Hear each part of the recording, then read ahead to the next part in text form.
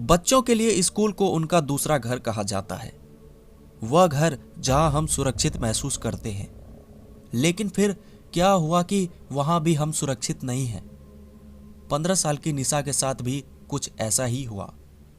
तो कहानी में आगे बढ़ने से पहले आप सभी से एक रिक्वेस्ट है कि यार प्लीज़ इस वीडियो को एक लाइक कर दो, ताकि यार आपके एक लाइक करने से हमें आगे ऐसी ही कहानी बनाने के लिए मोटिवेशन मिलता है। तो प्लीज़ एक लाइक कर देना। तो चलिए कहानी शुरू करते हैं।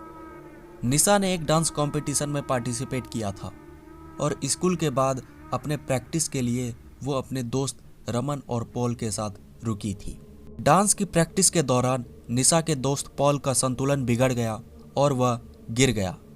उसका पैर भी मुड़ गया था और वह दर्द से कराह रहा था। स्कूल के सभी शिक्षक जा चुके थे और वह बच्चों के पास उनकी मदद करने वाला कोई नहीं था। तभी निशा दौड़कर मेडिकल रूम में जाने लगी, लेकिन तब तक मेडिकल रूम में ताला लग गया था। उसी वक्त निशा को लगा कि जैसे उसके पीछे से कोई चला गया हो। जब वह पीछे मुड़ी तो एक परछाई ऊपर जाती हुई दिखाई दी। निशा को लगा कि शायद स्कूल के स्टाफ में से कोई अभी भी स्कूल में है, इसलिए निशा उसे रोकने के लिए उसके पीछे दौड़ी। निशा स्कूल की तीसरी मंजिल पर आ गई थी।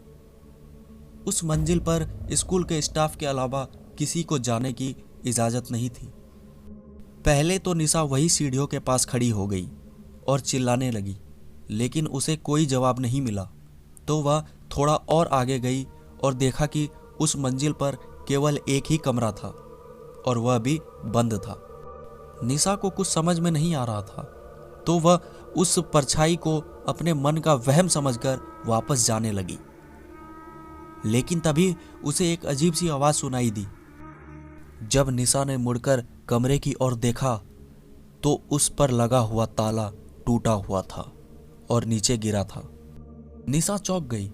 उसने कमरे के अंदर जाकर देखा कि एक आदमी खिड़की की तरफ मुंह किए खड़ा है। निशा ने उससे पूछा कि क्या वह उसके साथ चलकर पॉल की मदद करेगा, लेकिन उस आदमी ने निशा को कोई जवाब नहीं दिया। निशा को सब कुछ अजीब लग रहा था। फिर उसने उस आदमी को आवाज दिया, लेकिन तभी अचानक कमरे का दरवाजा अपने आप बंद होने लगा। यह सब देखकर निशा बहुत डर गई थी। वह भागकर दरवाजे की ओर गई और उसे खोलने की कोशिश की, लेकिन दरवाजा नहीं खुल रहा था। तभी निशा को उस आदमी की हंसने की आवाज सुनाई देने लगी।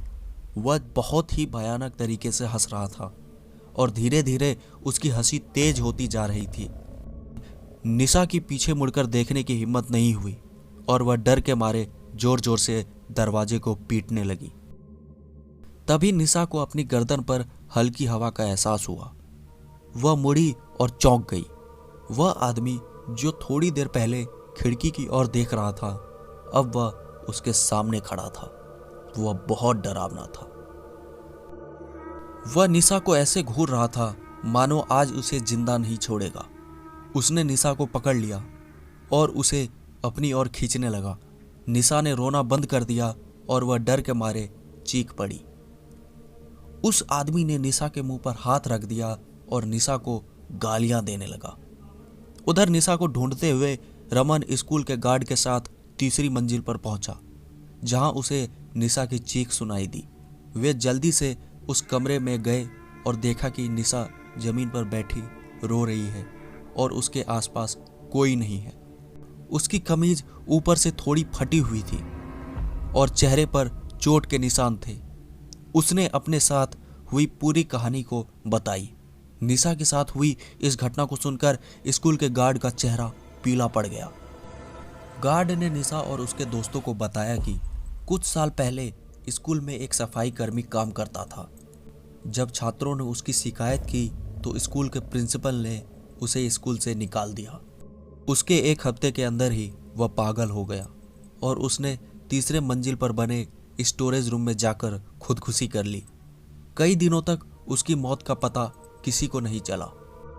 उस आदमी की लाश बेहद ही डरावनी हालत में मिली और तब से उसकी आत्मा उसी कमरे में भटक रही है।